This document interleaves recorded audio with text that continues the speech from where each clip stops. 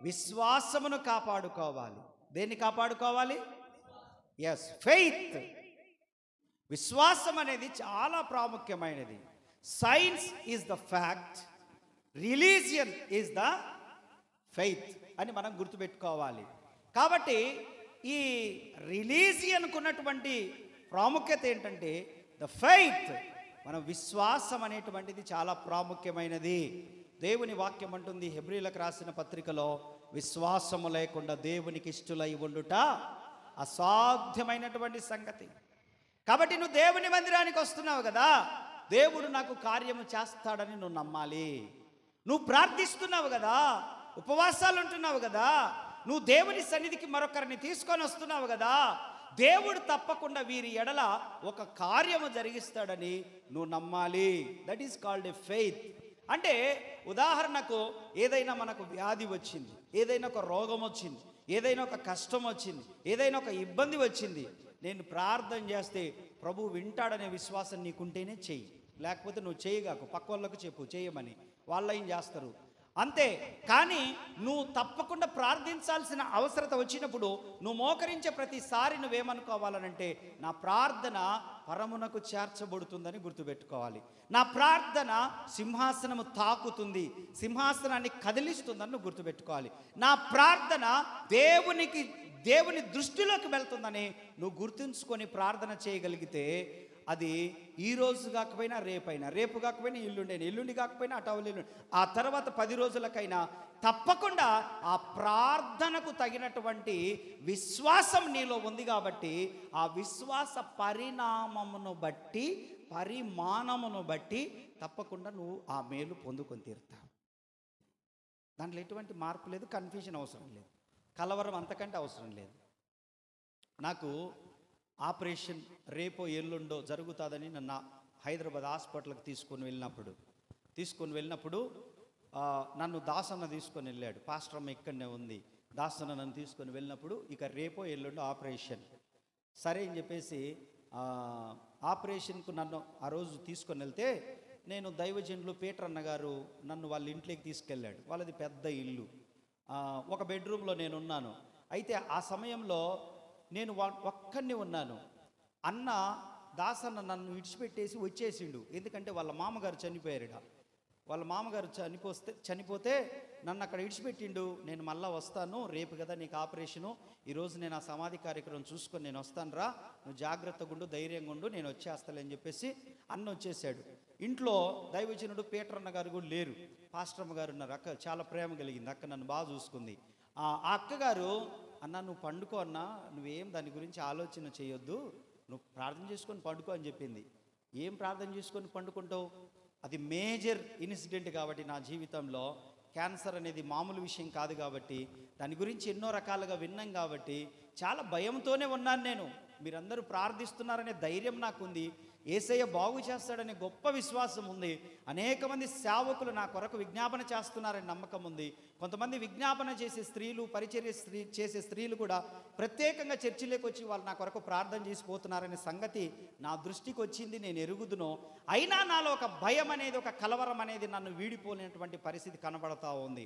ఆ సమయంలో నేను బాగా నిద్రపోయాను. మధ్యాహ్నం భోజనం పెడితే ఆ యొక్క నేను చక్కగా నిద్రపోయాను. నా గదిలో ఎవ్వరు లేరు. ఆ గదిలో ఎవ్వరు లేని ఆ సమయంలో నేనేం చేశానంటే, నా జీవితంలో మొట్టమొదటిసారిగా 5-10 నిమిషాలు 15 నిమిషాలు ఏడ్చి ప్రార్థన చేస్తాను. మిగతాదంతా మామూలుగా ప్రార్థన చేసి ఎన్ని గంటలైనా మోకాళ్ళ మీద ఉంటాను, అది వేరే విషయం. కానీ ఆ రోజు మాత్రము 30 గంట సేపు, 45 నిమిషాల సేపు దేవుని సన్నిధిలో మోకరించి ఆ పరుపు పైనే కన్నీరు, 45 నిమిషాల సేపు మొట్టమొదటిసారిగా కన్నీరు కార్చి ప్రభు దగ్గర ప్రార్థన చేశాను. ప్రభువా దీన్ని డిలీట్ చేయి, నా డిక్షనరీలో నుంచి తీసివేయి దీన్ని అని చెప్పేసి 30 గంట సేపు ప్రార్థన చేసిన తర్వాత దేవుడు మొట్టమొదటిగా నాలో ఉన్న కలవరాన్ని తీసివేశాడు. నాకు ఒక గొప్ప విశ్వాసం ఏమొచ్చిందనంటే, డాక్టర్లకు అతీతంగా ప్రభువు నాకు కార్యం చేయబోతున్నాడని నాకు నమ్మకం కలిగింది. దేవునికి స్తోత్రం.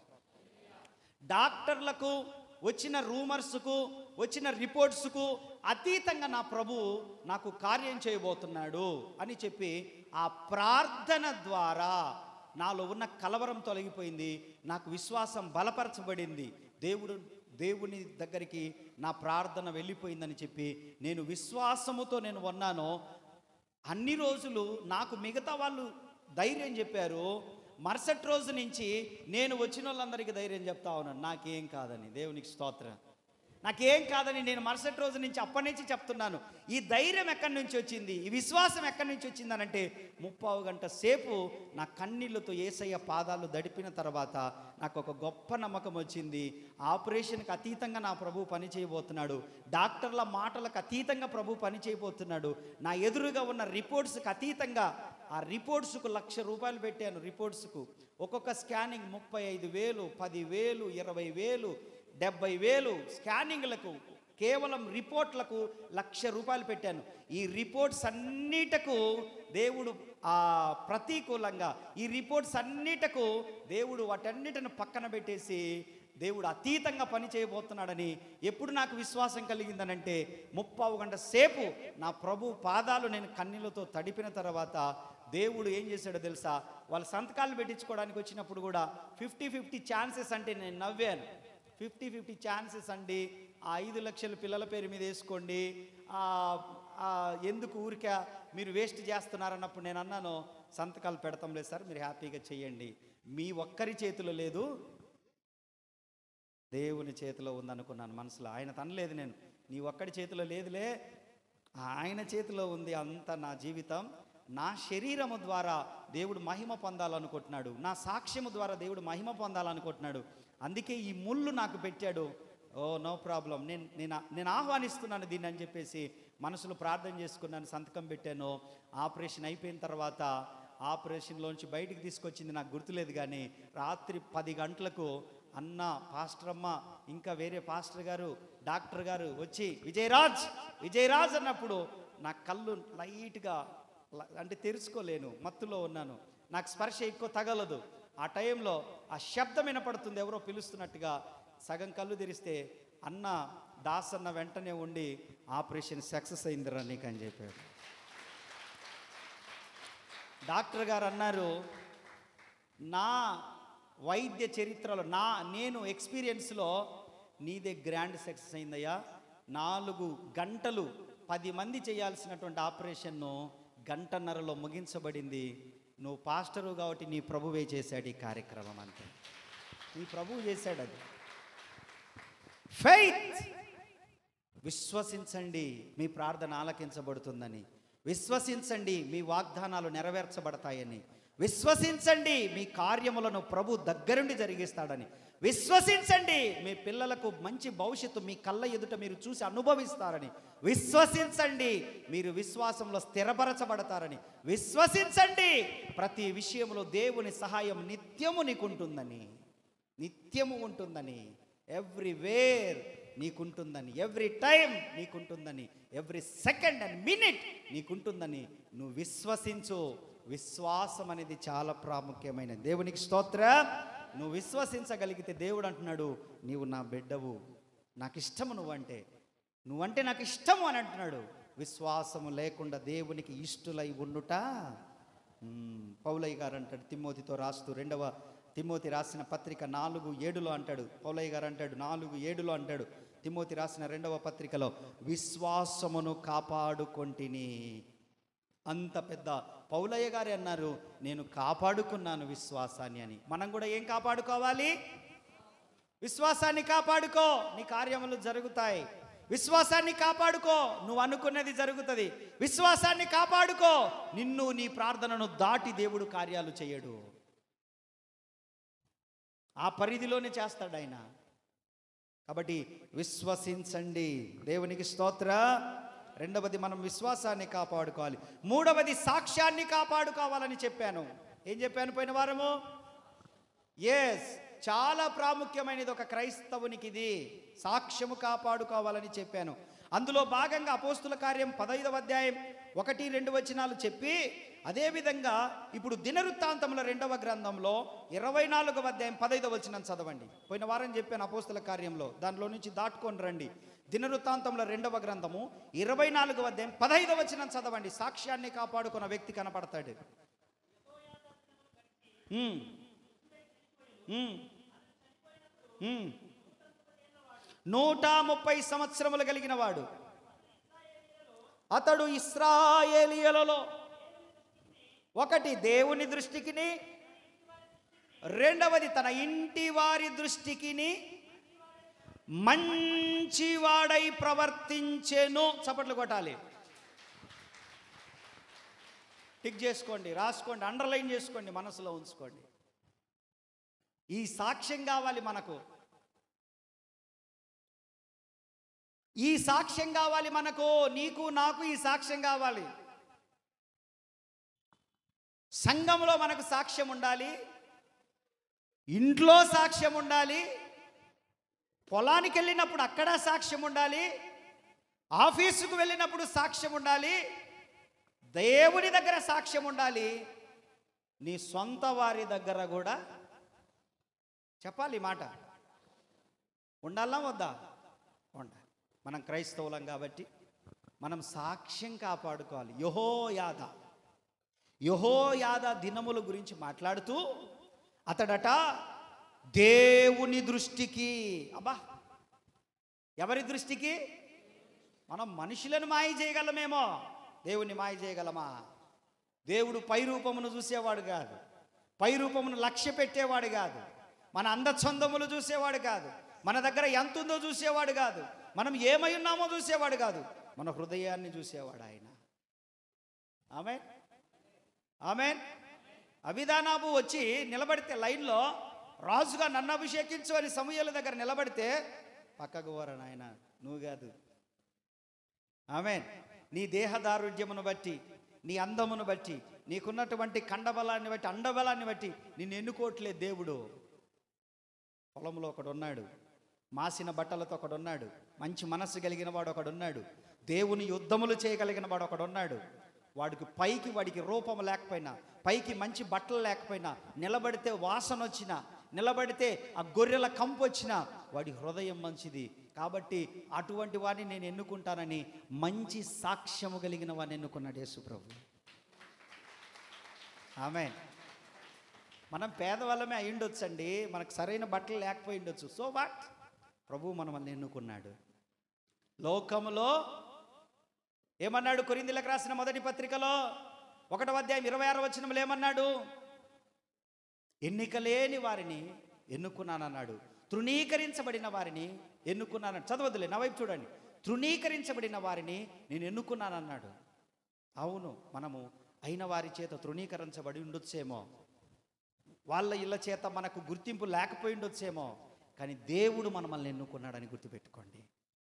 We are all chosen by the God, chosen people. మనం దేవుని చేత ఎన్నుకోబడిన బిడ్డలం మనం. ఆమేన్. కాబట్టి లోకంలో ఉన్న వారి కంటే మనం విలువైన వారిని దేవుని దృష్టిలో. మంచి సాక్ష్యం మనం పొంది ఉండాలా లేదా? చాలా జాగ్రత్తగా ఉండాలి, సాక్ష్యం కాపాడుకోవాలి. నేను గతంలో కూడా చెప్పా, నేను ఒక ఇంటికి గృహాన్ని దర్శించడానికి వెళ్తే ఆయన మాట్లాడుతూ మీ అన్న వచ్చిండు కుర్చీ అన్నాడు, మీ అన్న వచ్చిండు కుర్చీ తీసుకురా అన్నాడు. నువ్వు ఆన్నే ఉన్నావు కదా ఎయ్ అన్నదామా. ఇట్ అంటున్నాడు ఆయన, అంటున్నాడు, చూసినవా మీ అక్క అంటున్నాడు. నేనే తీసుకుంటాలే, ఏంది మన ఇల్లే కదా అని చెప్పి ఆ మూలనున్న ఇనప కుర్చీ తీసుకొని దాన్ని వేసుకొని కూర్చొనుండి ఆయనతో మాట్లాడుతుంటే ఆయన అంటా ఉన్నాడు, మీ అక్క బాప్తిస్మం తీసుకున్నదంటగా అన్నాడు. తీసుకుంది, 2-3 నెలలు అయింది, మొన్న ఇచ్చినా కదా అని అన్నా. నాలుకకు కూడా ఇవ్వాల్సింది నువ్వు అన్నాడు. దేనికి? నాలుకకు కూడా ఇవ్వకూడదు. నా సిగ్గు తీస్తారు మీరు, సిగ్గు తీసి గబ్బు పట్టిస్తారు నన్ను. ఏందయ్యా, ఏం మాట్లాడిందయ్యా అంత నీతోటి అని అంటే, ఎందుకులే నీకు చెప్పేటి కాదు, కానీ ఈసారి ఎప్పుడు ఇస్తావు?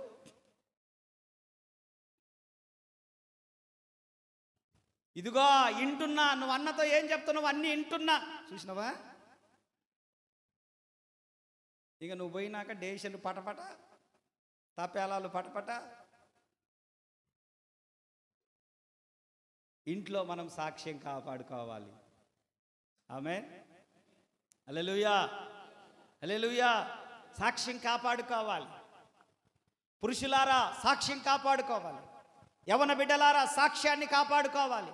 నీ తల్లిదండ్రుల దగ్గర మంచి సాక్ష్యం, నీ బంధువుల దగ్గర మంచి సాక్ష్యం, నీ రక్త సంబంధుల దగ్గర మంచి సాక్ష్యం, నీ ఆఫీసులో మంచి సాక్ష్యం, నీ కాలేజీలో మంచి సాక్ష్యం, నీ స్కూల్లో మంచి సాక్ష్యం, పొలంలో మంచి సాక్ష్యం, ఇంటి దగ్గర సాక్ష్యం, వీధిలో సాక్ష్యం, దేవుని మందిరంలో సాక్ష్యం, దేవుని దృష్టిలో సాక్ష్యం, దైవజనుడి దగ్గర సాక్ష్యం.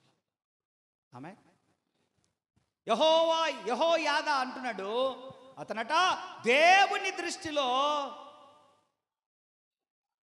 ఇంటి వారి దృష్టిలో మంచివాడట. దేవునికి స్తోత్ర. ఏంటంట? మంచివాడై ప్రవర్తించెను. మన ప్రవర్తన ఎలాగుంది? అర్థమవుతుందా? ఏం కాపాడుకోవాలి మనము? చెప్పరు. సాక్ష్యం కాపాడుకోవాలి. మందిరం కాబట్టి నేను ఊరుకున్నా, బయట ఏంటి దీని సంగతి చెప్పేదాన్ని, చర్చి అని మెలకుండున్నా, లేకపోతే అదే పల్లెంతో నెత్తి మీద వేసేదాన్ని, చర్చి కాడని మెలకుండున్నా, లేకపోతే ఆటోలో ఇక్కడ దోత్తే ఒకల పడుతుంది. సాక్ష్యం కాపాడుకోవాలి. దేవునికి స్తోత్ర. మీరు వెళ్ళే ఆటోలో మీకు సాక్ష్యం ఉందమ్మా? అమ్మా, మీరు వెళ్ళే ఆటోలో మీకు సాక్ష్యం ఉందా? రిజర్వేషన్ కచ్చివులు ఏమన్నా ఆతుర్రా?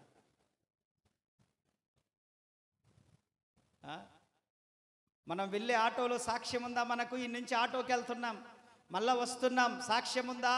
ఆటో డ్రైవర్ దగ్గర మనకు సాక్ష్యం ఉందా? జాగ్రత్త, సాక్ష్యం కాపాడుకోండి. మన మాటలు, మన చూపులు, మన ప్రవర్తన, మన ఉద్దేశాలు, మన ఆలోచన తీరు సమస్తము పరీక్షిస్తున్నాడు దేవుడు. నేను ఇంత చెప్తా ఉంటాను, నేను కూడా చాలా జాగ్రత్తగా ఆలోచన చేస్తాను. సాక్ష్యం కాపాడుకోవాలి. ఏది పోగొట్టుకున్నా మరలా డబ్బులు పెట్టి కొనుక్కోవచ్చు, కానీ సాక్ష్యం పోగొట్టుకుంటే మళ్ళా డబ్బులు పెడితే వస్తుంది అది? వాళ్ళను 10 సంవత్సరాల తర్వాత చూసినా అదే దృష్టితో చూస్తాం. అమ్మో వాడు, నీకేం తెలుసురా నేను చూసిండ్రా, దావీదన్న నీకేం తెలుసురా నేను చూసిండ్రా అంటాడు 10 సంవత్సరాల తర్వాత చూసినా కూడా. అవునా కాదా? ఒక్కసారి నమ్మకత్వం పోగొట్టుకున్నామా, యథార్థత పోగొట్టుకున్నామా, మరలా వాళ్ళ దగ్గర నుంచి పొందుకోగలమా, సంపాదించుకోగలమా?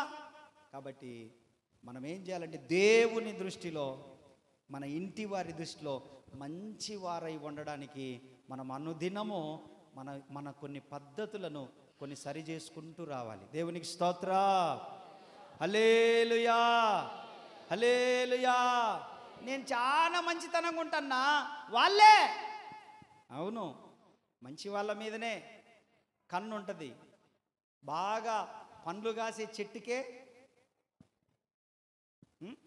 కాయలున్న చెట్టుకే రాళ్ళు, మంచి వాళ్ళకే మాటలు. అవునా కాదా? అవునా కాదా? మరీ మంచితనాన్ని పరీక్షించగాకండి. మంచికి ఆపోజిట్లో ఏముంటుంది? మరీ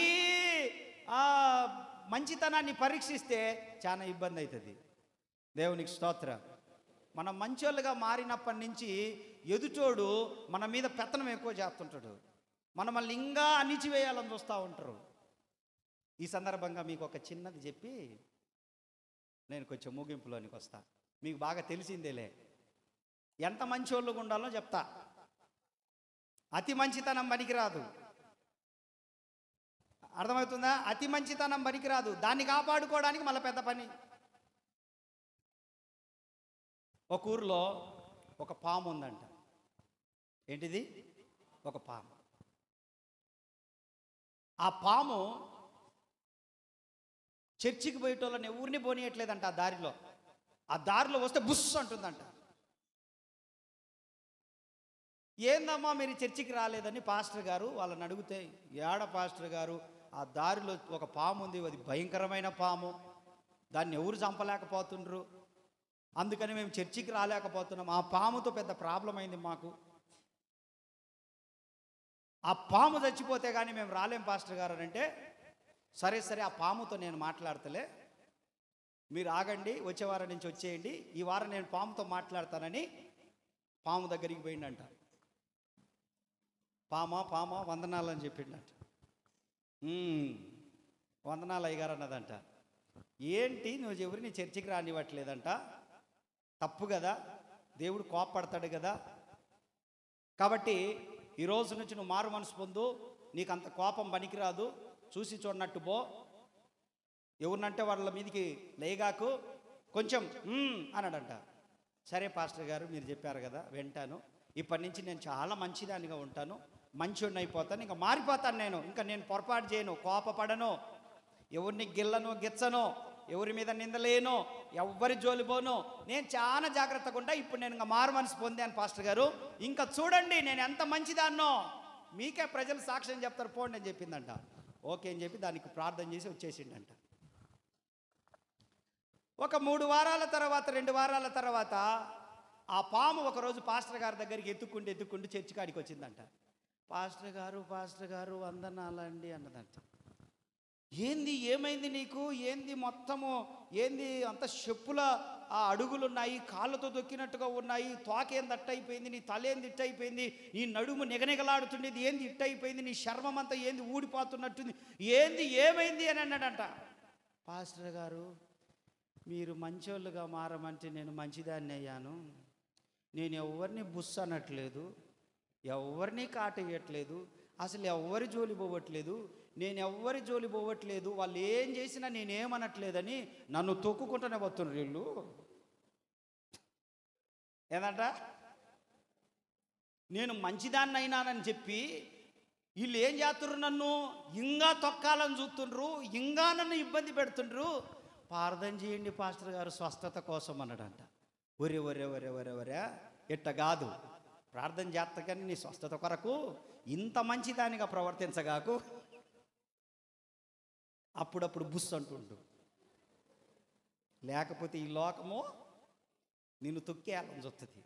అంత మంచితనం మనకి రాదు, సమయాన్ని బట్టి సందర్భాన్ని బట్టి ఉరక బుస్ అంటుండు, అంతేగాని కాటేయగాకు. ఏం చెప్పాడు? అర్థమైన వాళ్ళకి దేవునికి స్తోత్రం, అర్థమైన వాళ్ళకి అర్థమైంది. అప్పుడప్పుడు బుస్ అంటుండు కానీ కాటు మాత్రము ఈ ఇంటి చాలు పాస్టర్ గారు నాకని చెప్పి అది ఇంకా మళ్ళా వారం 10 రోజులలో పుంజుకొని నిర్లక్ష్యంగా మాట్లాడేవారిని, తృణీకరించి మాట్లాడేవారిని, తప్పు లేకపోయినా ఊరిక నసబెట్టే వారి దగ్గరికి వాళ్ళు వచ్చినప్పుడల్లా కొంచెం ఎక్స్ట్రాలు చేసేటప్పుడల్లా అది బుస్ అంటుందంట. ఇంకా బుస్ అంటే ఉంటారా? దేవునికి స్తోత్రం, అర్థమైన వాళ్ళకి అర్థమైంది అది, దేవునికి స్తోత్రం. కాబట్టి అతి మంచితనము పనికిరాదు, చాలా జాగ్రత్తలో సాక్ష్యాన్ని కాపాడుకుందాము గాక.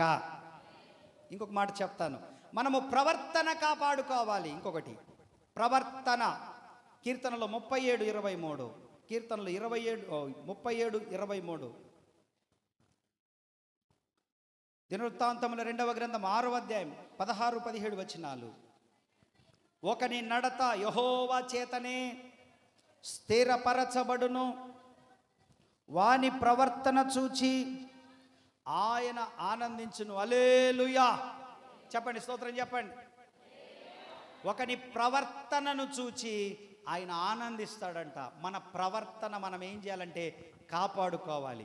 నీవు దేవుని మందిరమునకు వెళ్ళినప్పుడు నీ ప్రవర్తన, ఏమన్నాడు ప్రసంగి 5లో, నీవు దేవుని మందిరమునకు వెళ్ళినప్పుడు నీ ప్రవర్తన జాగ్రత్తగా చూసుకోవాలి.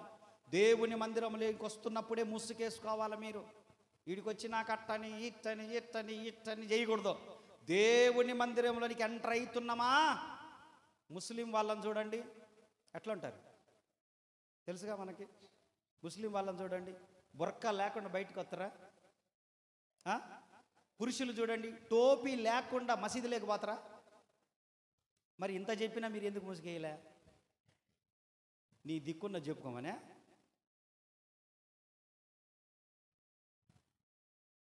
క్రైస్తవ స్త్రీలకు విధేయతను చూపించేది ముసుగు, అంతే. అది ముసుగు వేసుకున్నంత మాత్రం పాపమని కదా దాని అర్థము. విధేయతను చూపిస్తుంది దాన్ని. దేవునికి విధేయతను చూపించడం అంటారు దాన్ని, అంతే. ముసుగు వేసుకొనని స్త్రీలారా మీరందరూ గుండు చేయించుకోండి అన్నాడు. నేను కాదు, పౌలయ్య గారు కొరింథీయులకు రాసిన పత్రికలో. నేను మీ జోలేరాను.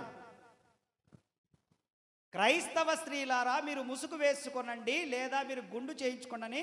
అక్కడ ఏందయ్యా దాన్ని ఎత్తుకుతుర్రా మీరు? మనోళ్ళేగా వేసుకుంటారులే. ఈ 4 రోజులు సభలు జరుగుతాయి, ఏదో ఒక పాస్టర్ గమనిస్తాడు. మీరు ముసుగేసుకోలేదనుకో, దాని గురించి 5 నిమిషాలు క్లాసు వీకుతాడు. అవసరమా? అందుకని ఈరోజు వేసుకుంటే వేసుకున్నారు, వేసుకోకపోతే వేసుకోకపోయినరు. రేపు 4 రోజులు మాత్రం ముసుగేసుకొని చక్కగా మీరు రెఫరెన్స్ చెప్పంగానే మీరు చదివేయాలి. ఆమేన్, హల్లెలూయా. కాబట్టి దేవుని మందిరంలోనికి మనం వస్తున్నప్పుడు మన ప్రవర్తనను మనము జాగ్రత్తగా చూసుకోవాలి. దేవుని మందిరంలోనికి రాగానే ఏం చేయాలంటే ప్రార్థన చేసుకోవడం అలవాటు చేసుకోవాలి. దేవుని మందిరంలోనికి వచ్చిన వెంటనే స్థలం ఎత్తుక్కుంటూ ఉంటారు. ఎత్తుక్కొని ఏడొక చోట కూలబడి వెంటనే కాస్త ప్రార్థన చేసుకోవాలి. ఎందుకనంటే ఇది సమస్త జనులకు ప్రార్థనా మందిరం. ఏంటిది? కాబట్టి ఇక్కడికి వచ్చిన తర్వాత మీరు బయట విషయాలు ఈ చర్చిలో ముచ్చటించకూడదు. అది ఆజ్ఞాపిస్తున్నా మీకు. చర్చిలో కేవలం దైవికమైన విషయాలు మాత్రమే మాట్లాడాలి. ప్రార్థనే మాట్లాడాలి, వాక్యమే మాట్లాడాలి, సేవకుడే మాట్లాడాలి, దేవుడే మాట్లాడాలి. మీరు మాట్లాడకూడదు. మీరు బయటనే మీరేం మాట్లాడాలన్నా బయటికి పోయి మాట్లాడుకోవాలి. మీరు లోపల ఏ వ్యవహార శైలి అనేది ప్రార్థనా సమయంలో మీ నోటి గుండా రాకూడదు. మీ నోటి గుండా రావాల్సింది పాటలు, మీ నోటి గుండా రావాల్సింది స్తుతి ఆరాధన, మీ నోటి గుండా రావాల్సింది దేవుని కృపను గురించిన ఉత్సాహ గానం, మీ నోటి నుండి రావాల్సింది దేవుని గురించిన సాక్ష్యం, దేవుని స్తుతి, దేవుని వాక్యము, దేవుని మాటలే తప్ప దేవుని మందిరంలోకి వచ్చినప్పుడు ఏ ముచ్చట్లు అనేది మనం చేయకూడదు. ఎందుకంటే యెహోవా వాళ్ళు మాట్లాడుతున్నప్పుడు అంట యెహోవా ఆలకిస్తున్నాడు అని అంటది. ఎక్కడా మాట? ఒక మాట చెప్తా, భలే ఉంటుంది ఆ మాట, మీకు చూపించాలి, నేర్పించాలిగా సంఘానికి. మరి నేను భలే ఉంటుంది ఆ మాట. దేవుని నాకు కూడా భయం వేస్తుంది దేవుని మందిరంలోకి వచ్చినప్పుడు ఏదైనా మాట్లాడడానికి.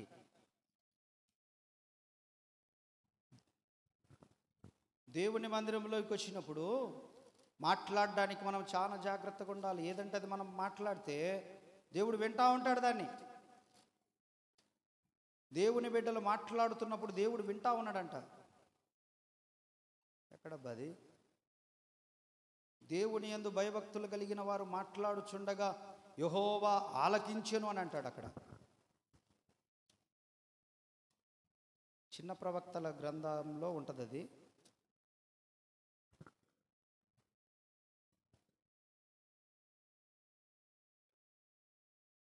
చిన్న ప్రవక్తల గ్రంథాలలో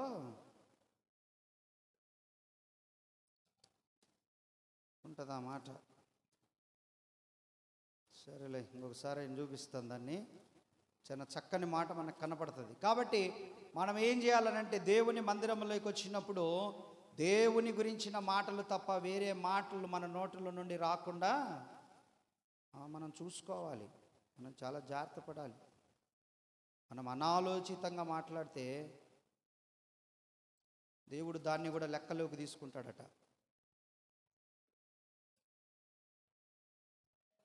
మామూలు టైంలో కనపడతా ఉంటుంటాయి, కనపడట్లేదు ఇది.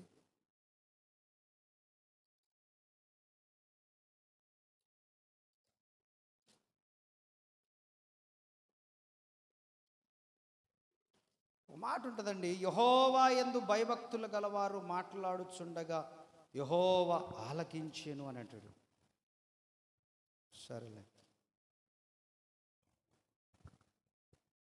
మంచిది. మరొకసారి చూపిస్తాలే దాన్ని, వచ్చే వారం ఆయన చూపిస్తాను దాన్ని.